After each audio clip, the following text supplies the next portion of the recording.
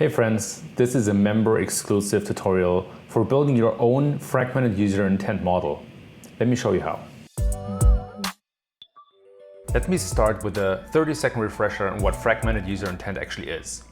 See, user intent is Google's interpretation of what searchers are looking for when using a certain keyword. Some keywords, especially short-haired keywords, show a whole multitude of different SERP features like ads, recipes, local maps, featured snippets, or people also as boxes. That makes it really hard for regular organic results to stand out and get a lot of traffic, especially when they don't meet user intent.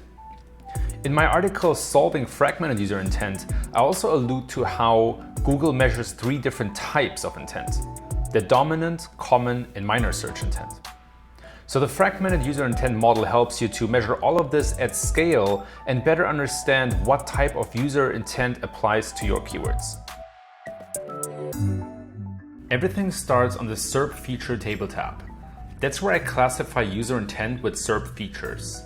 This tab is also important if you want to modify my definitions, but if you don't, it's important that you don't change anything at all. Now you can use any rank tracker that provides SERP features for this model.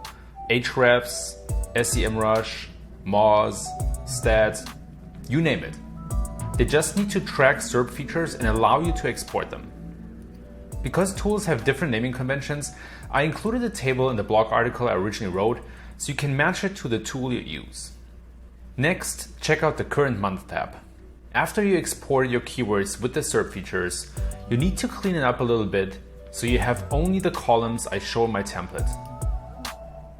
The SERP features are the most important ones. You probably have to use the split to columns function. You find that by selecting a column, go into data, and then clicking split text to columns.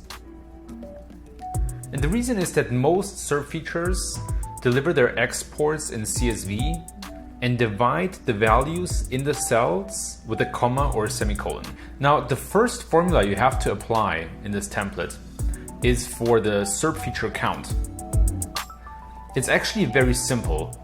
You just use the count A formula, you select the range of SERP features, and that's it.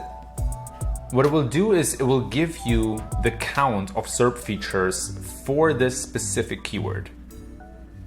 Now the next one is the SERP feature degree, and this one is super simple as well, because all you'll do is you'll take the cell with the count and divide it by 10. And the reason is very straightforward. Usually Google shows 10 organic results for a keyword. Now there might be exceptions, but by dividing the SERP features in a SERP by 10, we get a rough idea of how many SERP feature Google displays for a keyword. And then we'll do something more complex. The SERP features themselves are built by an array formula that nests a sum formula, that nests a regex match, and is divided by the count of SERP features. And that sounds very complicated, but the only thing you really have to do is adjust the range of the SERP features depending on how many columns you have. And then if you want to use my model as is, that's pretty much all you have to do. You hit enter, you calculate this value for every SERP feature, and that's it. Now, from here, you can group your keywords if you want to, or you can play with the data, process it however you want, or you can take it to the next level. And the next level is to compare the data of the current month with the previous month. Now for this, you basically just create a second or third tab with the previous month. You pull the data for the previous month from your rank tracker tool, and you follow the same steps that you followed until here. Then you create a fourth tab in which you compare the data month over month. And this tab is also very simple. You just take the keywords from the current month tab, then you use VLOOKUP formulas to just simply pull the data from each column into this new tab, And then you use the difference column to just very simply subtract each value from the other. And that will give you a good overview of how the data changes every month. And as a last step, you can just simply aggregate that per SERP feature or per keyword group, whatever you prefer.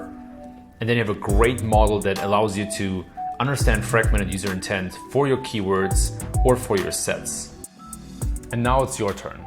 Send me some feedback on how the model worked for you and what results you achieved. Thanks for tuning in.